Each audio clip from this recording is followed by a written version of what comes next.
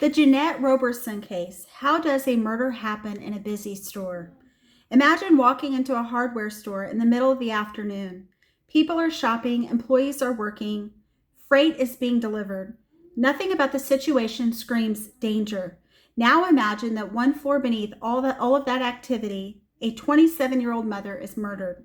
And somehow, nobody stops it. Nobody identifies her killer. And more than 4 decades later, nobody has been charged. Her name was Janette Roberson. And this is Grace and Gavel, where truth meets compassion.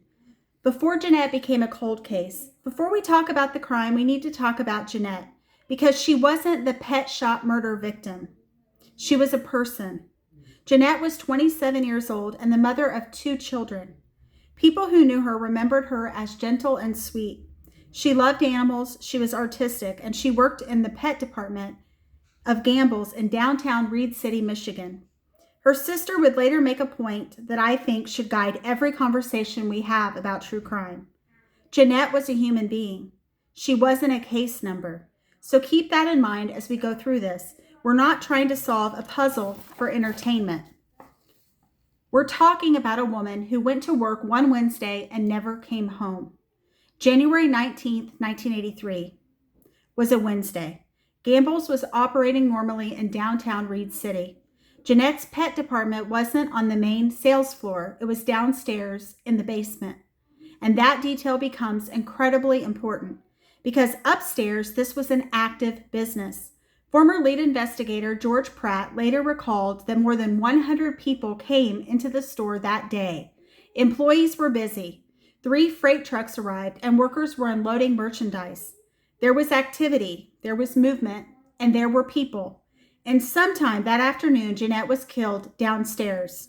Her body was later discovered in the basement. Yet, according to accounts of the case, nobody upstairs reported hearing what was happening below. And that is where this case becomes extraordinary. How? When we hear a fact like that, our brain immediately wants to fill in the missing pieces. The killer must have known the store. The killer must have known Janette. The killer must have planned it. Maybe.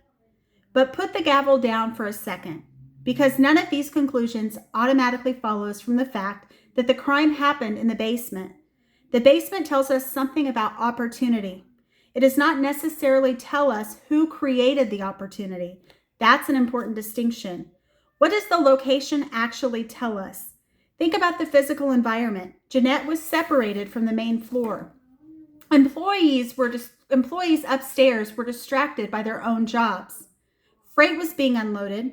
Customers were coming and going. The environment could potentially create isolation even inside a busy building.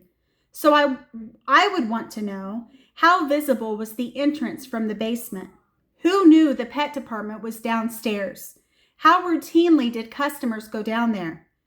Could someone remain downstairs without attracting attention? Were there alternate ways into or out of that area? How much noise from upstairs could be heard downstairs and vice versa? And perhaps, most importantly, would someone need prior knowledge of the building to recognize that opportunity? Those are investigative questions. They are not conclusions. Familiar offender versus opportunistic offender. Let's test 2 possibilities. Suppose the offender knew Janette or knew the store. That could potentially explain why someone understood where she worked and when she might be isolated. But now test the opposite hypothesis. Suppose the offender didn't know Janette particularly well. Could someone have entered the store, discovered an isolated employee downstairs, and recognized an opportunity? If the answer is yes, then the location alone doesn't distinguish between those possibilities. And that's where true crime discussions can go wrong.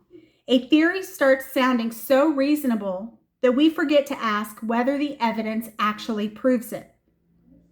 Plausible is not the same thing as proven. A busy store can actually complicate things. There's another paradox here. You might think having more than 100 people come through the store would make identifying the offender easier. But think about what that means for investigators. More people can mean more witnesses, but it can also mean more fingerprints, more movements to reconstruct, more people whose presence has an innocent explanation, more memories to compare, and more potential suspects or witnesses who have to be identified and eliminated. Investigators had to determine who was in that store and what, if anything, each person saw. That's a massive undertaking. And remember, this was 1983. There wasn't a smartphone in everybody's pocket. There wasn't a digital trail following every customer. There wasn't a store full of modern high-definition surveillance cameras. Investigators were heavily dependent upon physical evidence, interviews, witness memories, and traditional police work. And memory has a problem. The longer a case remains unsolved, the harder some evidence becomes to recover. People forget, people move, people die, relationships change. Memories become contaminated by things people hear later.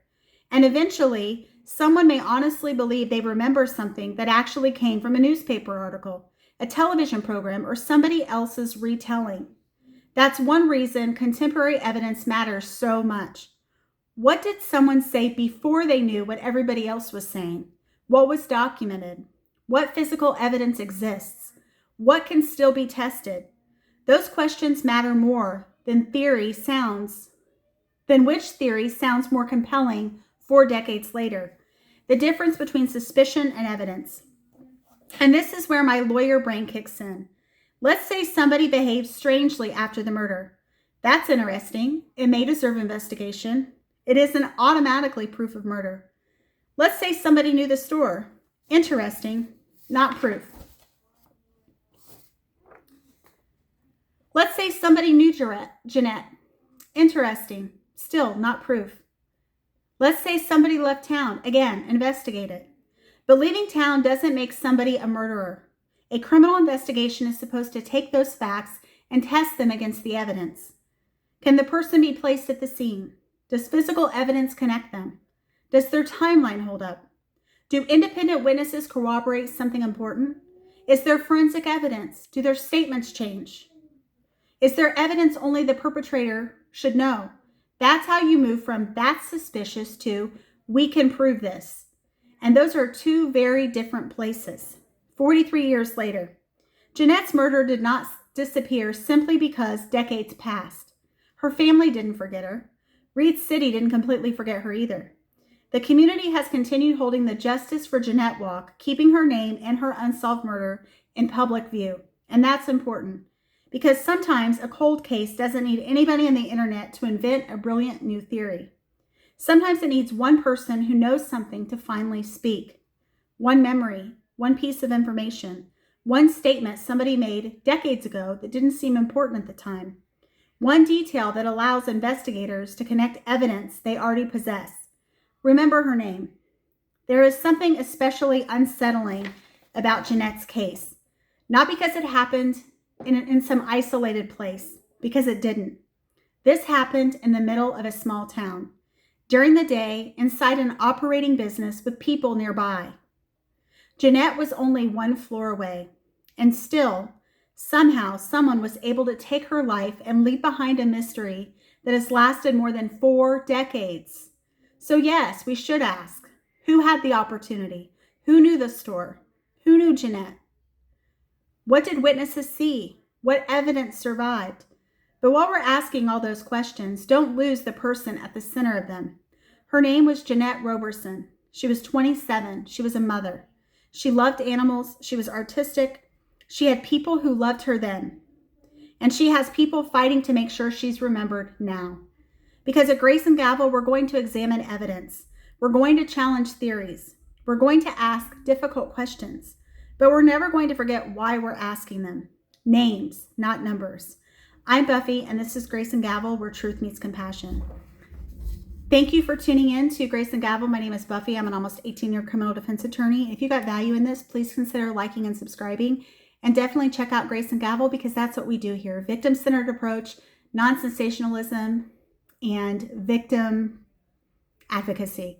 So hopefully at some point, Janette Roberson will get what she deserves, and that is closure, and closure for her family, because 40-some years is too long to wait to know what happened and who did it.